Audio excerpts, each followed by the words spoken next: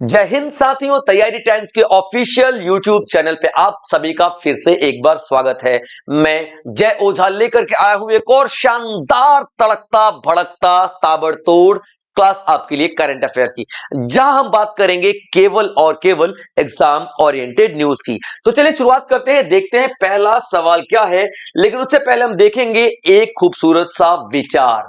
सफलता की सबसे खास बात है कि वो मेहनत करने वालों पर फिदा होती है। सफलता एक ऐसी गर्लफ्रेंड है, एक ऐसी माशूका है जो सिर्फ और सिर्फ मेहनत करने वालों को ही गले लगाती है। यानी कि आप मेहनत नहीं करोगे और सोचोगे कि ये माशूका हाथ आ जाए, नहीं, वो माशूकाएं हाथ आ सकती हैं, वो माशूकाएं आपके स्टाइल पे फिदा हो सकती हैं, वो माशूकाएं आपकी अदाओं पे फिदा हो सकती हैं। ये लड़कियों के लिए भी है, यानी कि माशूका की क्या बोलते हैं मुझे नहीं पता, प्रेमी जो भी होते हैं सब फिदा हो सकते हैं, लेकिन सफलता सिर्फ तभी आएगी जब आप मेहनत करोगे। ठीक है बच्चों, चलिए तो शुरुआत करते हैं, देखते हैं पहला आपका सवाल आज का क्या है। आप सभी को पता है एमसीक्यूज के फॉर्म में मैं सारे के सारे क्वेश्चंस लेकर के आता हूं। तो देखिए, ड्राफ्ट सोशल सिक्योरिटी कोड के तहत गिग और प्लेटफॉर्म वर्कर्स के लिए क्या अनिवार्य है। अभी देखिए, सबसे पहले देखेंगे कि एक एक्ट पास किया गया है, एक कानून लगाया गया है केंद्र सरकार के द्वारा। ठीक है, केंद्र सरकार के द्वारा, और किसके लिए लगाया गया है, तो गिग वर्कर्स के द्वारा। तो सबसे पहले देखते हैं गिग वर्कर्स होते क्या है। गिग वर्कर्स होते क्या हैं, यानी कि गिग गिग कर्मचारी कौन होते हैं, गिग कर्मचारी कौन होते हैं।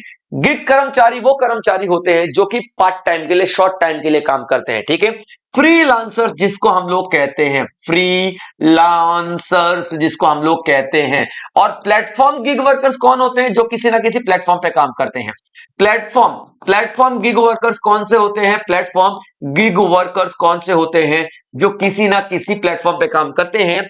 जैसे कि आप देखना, ओला हो गया, ओला हो गया, उबर हो गया, ओला हो गया, उबर हो गया, रैपिडो हो गया, उसके बाद आपका ये जोमेटो हो गया, स्विगी हो गया। तमाम तरीके के ऑनलाइन प्लेटफॉर्म है जिन पे ये लोग काम करते हैं, इनको गिग वर्कर्स कहते हैं।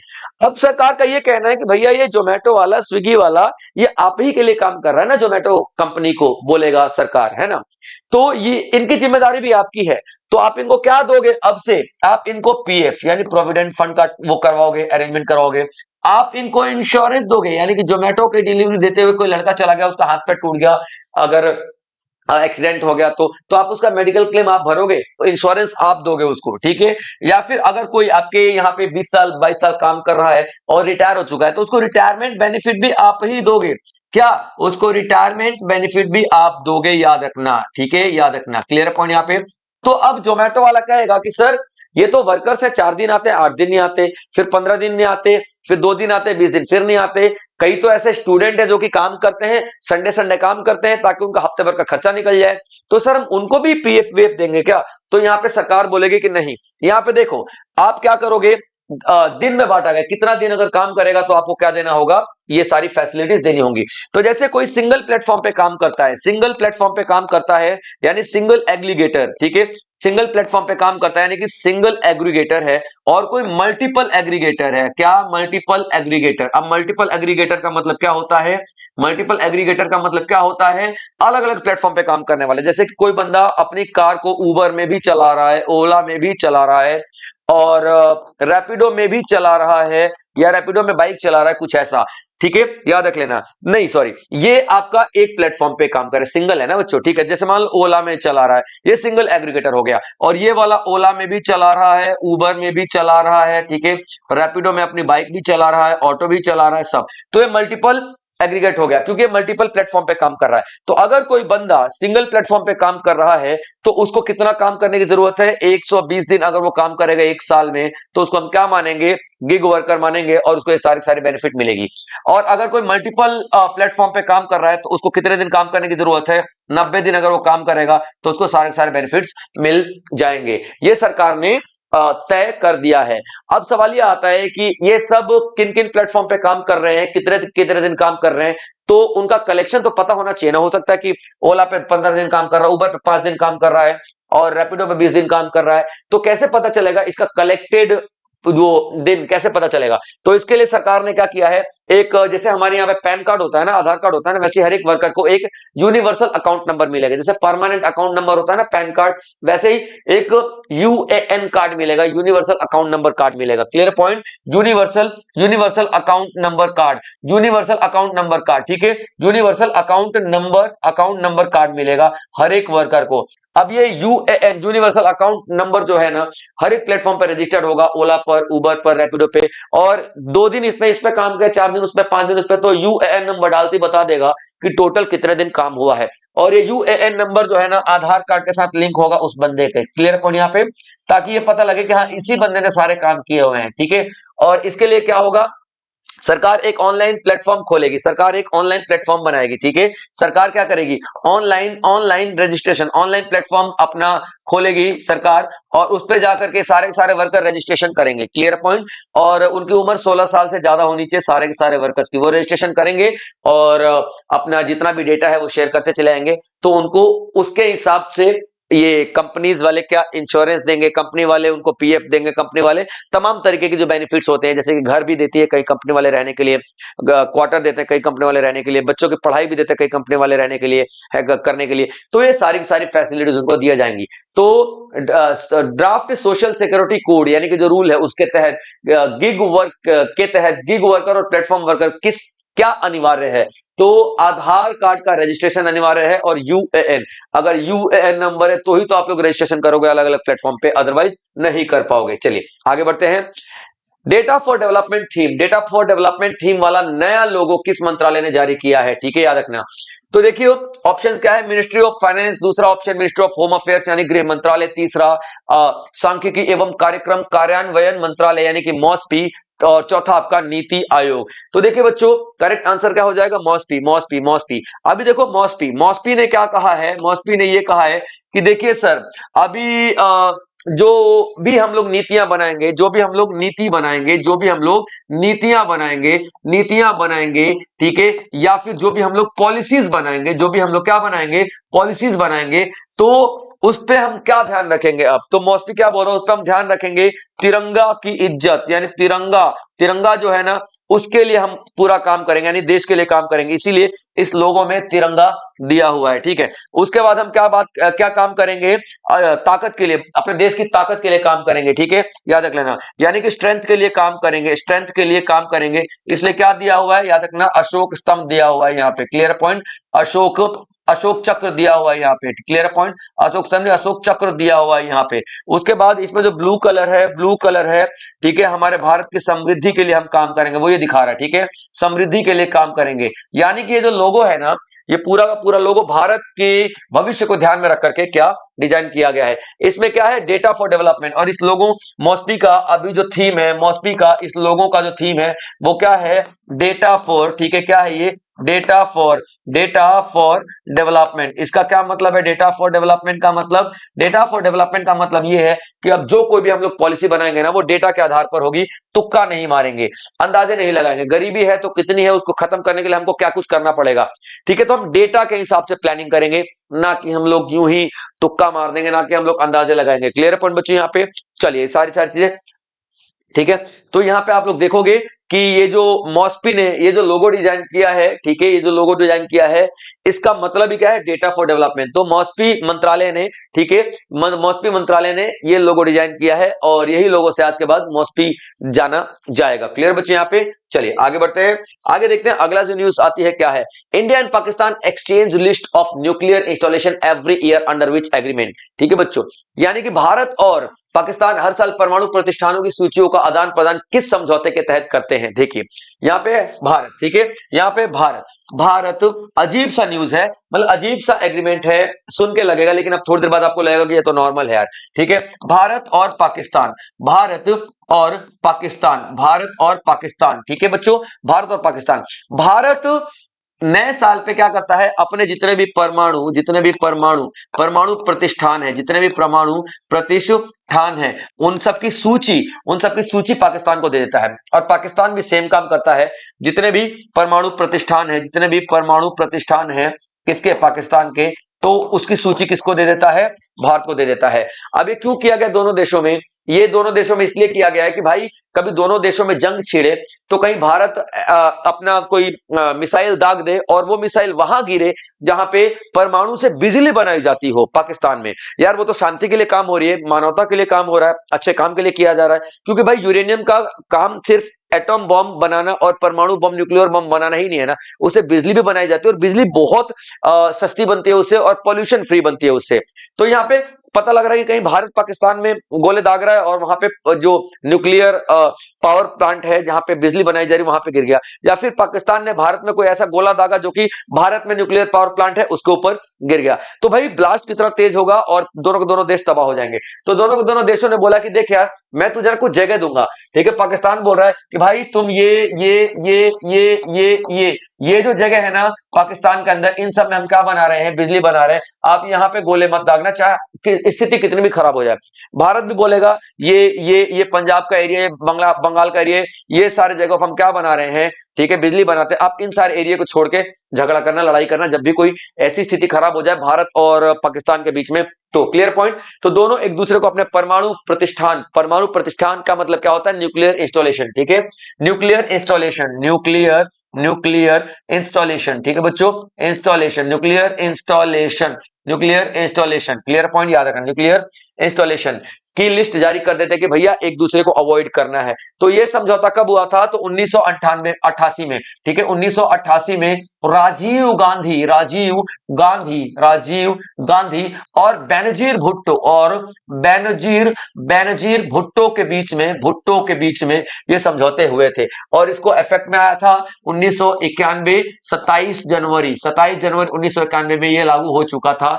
इसीलिए इस साल जो 35वां एक्सचेंज था, ये 35वां एक्सचेंज था, यानी 35 बार दोनों ने एक दूसरे को अपनी अपनी लिस्ट शेयर कर दिया है। Clear point. तो किस एग्रीमेंट के तहत हुआ था? तो शिमला एग्रीमेंट ना, इंडस वाटर ट्रीटी एग्रीमेंट ना, लाहौर डिक्लेरेशन 1999 ना, तो agreement on the prohibition of attack against the nuclear installation and facilities, परमाणु प्रतिष्ठानों और सुविधाओं पर हमले के निषेध से संबंधित समझौता था ये, कि दोनों हम अपने परमाणु प्रतिष्ठानों पर अटैक नहीं करेंगे, ना भारत पाकिस्तान को और ना ही पाकिस्तान भारत के। ठीक है बच्चों, चलिए आगे देखते हैं। अगला जो न्यूज आता है, ठीक है, Alpha Conde was replaced as the president of Guinea या फिर जिनी दोनों भी बोल सकते हो प्रोनाउंसिएशन में, बाय हुम, यानी कि देखो जो गिनी है, गिनी का जो प्रेसिडेंट, गिनी क्या है, ठीक है, गिनी क्या है? एक वेस्ट अफ्रीका का देश है। क्या है? एक वेस्ट अफ्रीकन कंट्री है, वेस्ट अफ्रीका का देश है, ठीक है। उसमें जो प्रेसिडेंट थे यानी कि जो राष्ट्रपति थे, प्रेसिडेंट यानी कि जो राष्ट्रपति थे वो कौन थे? Alpha Conde. कौन थे? अल्फा कोंडे थे, ठीक है बच्चों, याद रखना। लेकिन ये जो बंदा है, ठीक है, ये जो बंदा है इसका नाम है ममादी। इसका नाम क्या है? ठीक है, ममादी डोम्बुया। क्या नाम है इसका? ममादी डोम्बुया, ठीक है, ममादी डोम्बुया इसका नाम है, डोम्बुया। ये कौन है? मिलिट्री का ऑफिसर है, ठीक है, मिलिट्री का ऑफिसर है और मिलिट्री का क्या है? कर्नल है। तो इसने क्या किया, इस बंदे ने 2001 में, 2021 में क्या किया इसने? यहाँ पे जो राष्ट्रपति है ना अल्फा कोंडे, इसको हटा दिया अल्फा कोंडे को, और मिलिट्री का अटैक करवा के इसको हटा दिया, जिसको हम क्या बोलते हैं? मिलिट्री कूप के नाम से भी जानते हैं, ठीक है, मिलिट्री कूप के नाम से भी जानते हैं। तो इसने क्या किया? गिनी पे मिलिट्री कूप किया और प्रेसिडेंट को हटा के खुद शासन में आ गया। और इसने 2025 तक क्या किया? जुंटा, ठीक है, जुंटा हेड बना रहा। जुंटा हेड का मतलब क्या होता है? इस तरीके की जो सरकार बनाई जाती है ना, उस तरीके की सरकार को जुंटा कहते हैं। तो जुंटा हेड यानी इस तरीके की सरकार का हेड बना रहा, तो इसको जुंटा हेड, ये जुंटा हेड मैं इसलिए लेकर के आया हूं, न्यूज़पेपर में बहुत ज्यादा चल रहा है जुंटा हेड था ये। और 2025 में इसने इलेक्शन करवाया और इलेक्शन में किसी को खड़े ही नहीं होने दिया, और जो लोग खड़े हुए इलेक्शन में उनको इसने जबरदस्ती बैठने को बोल दिया और 86% वोट जीता है और ये बन गया है क्या? गिनी का राष्ट्रपति। क्या बन गया है? गिनी का राष्ट्रपति बन गया है। चलिए आगे बढ़ते हैं, अगला जो न्यूज देखते हैं। अगला न्यूज में आपके लिए क्या आता है, ठीक है, हाल ही में केंद्र सरकार की अधिसूचना के अनुसार पटना हाई कोर्ट के मुख्य न्यायाधीश के रूप में किसे नियुक्त किया गया है? यानी कि who has been elected as the who has been elected as the chief justice of Patna high court. Patna high court के मुख्य न्यायाधीश के रूप में किसे नियुक्त किया गया है? सबसे पहले आप लोग देख लेंगे, ठीक है, कि यहाँ पे कैसे सिलेक्ट किया जाता है। तो एक कॉलेजियम सिस्टम आता है, कॉलेजियम सिस्टम होता है, यानी कि कॉलेजियम प्रणाली के नाम से हम लोग जानते हैं, कॉलेजियम कॉलेजियम कॉलेजियम प्रणाली के नाम से जानते हैं। क्लियर है पॉइंट? अब ये कॉलेजियम प्रणाली में क्या होता है, ठीक है, ये सुप्रीम कोर्ट के जज, अगर हम लोग सुप्रीम कोर्ट के जज इलेक्ट करना चाहते हैं तो इसमें 5 मेंबर होंगे, इस कॉलेजियम सिस्टम में 5 मेंबर होंगे। और अगर हम हाई कोर्ट का जज नियुक्त करना चाहते हैं तो इस कॉलेजियम सिस्टम में 3 जज होंगे।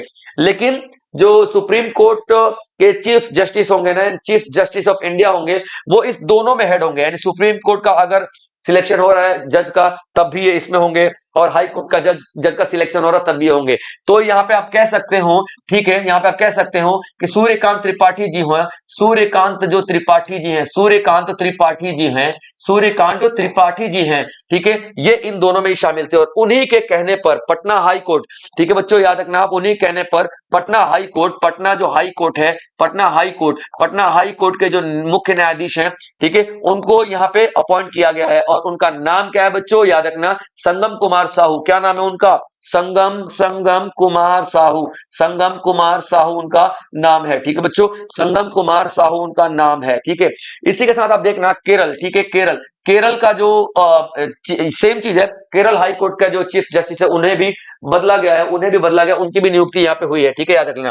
तो केरल के जो है उनका नाम क्या है? सौमेन। क्या नाम है उनका?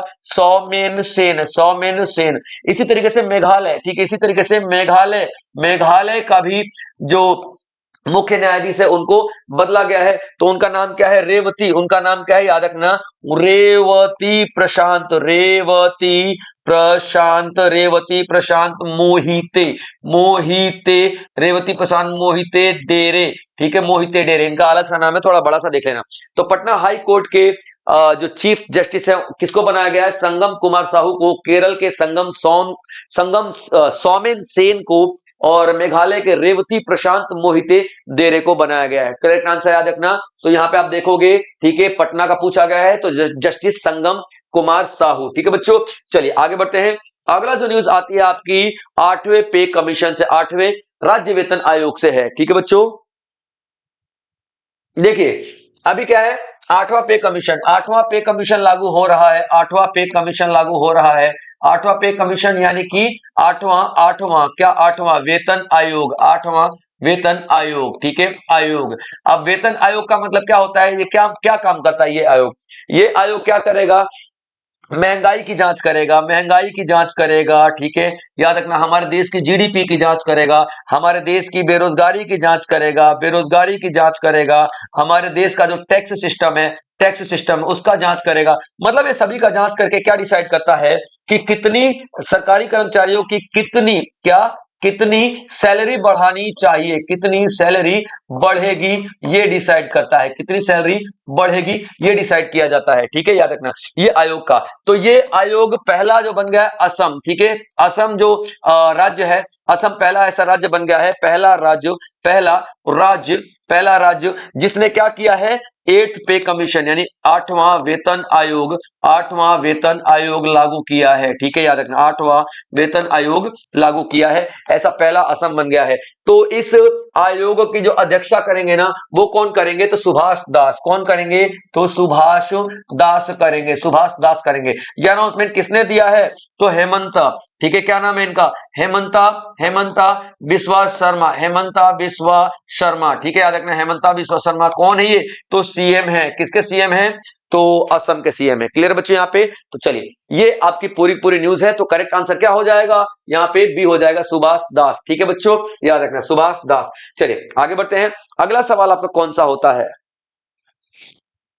गगनयान यानी गगनयान मिशन यानी कि G1 mission, Gaganyaan mission, Gaganyaan mission यानी कि G यान mission, Gaganyaan mission, Gaganyaan mission यानी कि G यान, ठीक है बच्चों, यानी कि G1, ठीक है। अब ये एक ऐसा मिशन है जिसमें पहली बार आदमी जाएंगे, पुरुष जाएंगे। Clear point? आदमी जाएंगे, पुरुष जाएंगे। कब लॉन्च किया जाएगा? कब लॉन्च किया जाएगा? 2027 में। कब लॉन्च किया जाएगा? 2027 में, ठीक है। इसमें 3 एस्ट्रोनॉट जाएंगे, 3 एस्ट्रोनॉट जाएंगे, 3 एस्ट्रोनॉट जाएंगे 2027 में, लेकिन आदमी लोग गए और ऊपर से वापस नहीं लौटे तो रिस्क है ना। तो इसका रिस्क का टेस्ट किया जाएगा G1 मिशन में, ठीक है। G1 मिशन मार्च तक भेजे जाने की आशंका है, मार्च 2026 तक भेजे जाने की आशंका है। इसमें सबसे पहले एक रोबोट भेजा जाएगा, रोबोट भेजा जाएगा। रोबोट का नाम क्या है? व्योमित्रा। रोबोट का नाम क्या है? व्योमित्रा। अभी जो रोबोट जाएगी ना, जो रोबोट जाएगी ऊपर, तो वापस अगर सुरक्षित सही सलामत आ गई तो फिर आदमियों को भेजा जाएगा, 3 आदमियों को भेजा जाएगा। कहां पे? तो अंतरिक्ष में। Clear point. अब सवाल ये आता है कि सर अंतरिक्ष में पहले सुनीता विलियम और कल्पना चावला जैसी लेडीज भी तो गई हैं। बिल्कुल गए हैं भाई साहब, लेकिन यहां पे आप याद रखना है कि पहली बार भारत से पहली बार कोई जा रहा है। वो लोग नासा से गए थे, ये इसरो से जा रहे हैं। Clear point. यहाँ पे ये किससे जा रहे हैं? इसरो से जा रहे हैं, ठीक है। और ये एक ट्रायल है, ये ट्रायल है, यानी कि एक परीक्षण है, यानी कि परीक्षण हो रहा है कि भैया सही सलामत वापस आना पॉसिबल है भी कि नहीं है। अगर ये व्योमित्रा नाम की ये जो लेडी है, ये जो रोबोट लेडी है, वापस आ जाती है तो 3 बंदों का क्रू जाएगा, आदमी वाला, उसमें आदमी जाएंगे। Clear point. यहाँ पे याद रख लेना। आगे देख लेते हैं अगला जो सवाल आता है, क्या आता है? Tamil Nadu will begin the first Jallikattu event of 2026 at which village? At which place? At which village? Tamil Nadu जो है, तमिलनाडु में, ठीक है, तमिलनाडु में क्या होता है? तमिलनाडु में एक त्योहार आता है, ठीक है, जिसका नाम है पोंगल, जिसका नाम है पोंगल, ठीक है। इस पोंगल पे एक गेम होता है, ठीक, जिसका नाम है जलीकट्टू, ठीक है। जलीकट्टू, जलीकट्टू जो गेम होता है, ये क्या किया जाता है, ठीक है। तो इसमें ना सांड होता है ना, बैल या फिर सांड, ठीक है। जो सांड होता है ना, उसको नियंत्रित करने की कोशिश किया जाता है। नियंत्रित यानी कि कंट्रोल करने की कोशिश किया जाता है। क्या? नियंत्रित यानी कंट्रोल करने की कोशिश किया जाता है। तो अब ये जब शुरू होता है ना, ये इवेंट, ये जो त्योहार, तो ये अलग अलग इवेंट अलग अलग समय पे, जो 4 दिन उस गांव में, 4 दिन उस गांव में, 2 दिन उस गांव में, 3 दिन उस गांव में, अलग अलग इवेंट ऑर्गेनाइज किए जाते हैं। तो 2026 वाला जो है वो शुरू हो चुका है, ठीक है। तो 2026 वाला कब शुरू हुआ है? 3 जनवरी को शुरू हो चुका है, ठीक है। 3 जनवरी को शुरू हो चुका है। और किस गांव में शुरू हुआ है, ये आपका सवाल है। तो गांव है बच्चों थाचन कुरीची, थाचन कुरीची, थाचन कुरीची गांव का नाम है, याद रखना। तो जलीकट्टू का जो ये सीजन का जलीकट्टू का जो पहला इवेंट है शुरू हो चुका है थाचन कुरीची में 3 जनवरी को, याद रखना। क्लियर पॉइंट यहाँ पे। तो थाचन कुरुची वो गांव का नाम है, 3 जनवरी से शुरू हो चुका है। तमिलनाडु का त्योहार और ये जलीकट्टू, जिसमें हम लोग बुल को, सांड को कंट्रोल करने की कोशिश करते हैं, ठीक है। इस जलीकट्टू पे 2017 तक बैन लगाया गया था, लेकिन 2017 के बाद जो बैन है ना, लिफ्ट कर लिया गया था, लिफ्ट हटा लिया गया था। 2017 के बाद बैन हटा लिया गया था, क्योंकि 2017 तक बैन इसलिए लगाया गया था क्योंकि यहाँ पे जानवरों को बहुत नुकसान होता था, यानी कि बेचारे जानवरों को नाक से खून आने लग जाती थी, हाथ पैर टूट जाते थे। तो यहाँ पे बोला गया नहीं नहीं, ये खेल को बंद करो, क्योंकि ये खेल जो है एनिमल क्रुएलिटी एक्ट जो है उसके खिलाफ है। लेकिन ये 2017 के बाद बोला गया कि इसको सावधानी से करो, क्योंकि हमारी पुरानी परंपराएं हैं, पुरानी विरासत है, इसको तो हम छोड़ नहीं सकते हैं। तो थाचन कुरुची गांव में पहली बार जलीकट्टू का पहला इवेंट किया जा रहा है।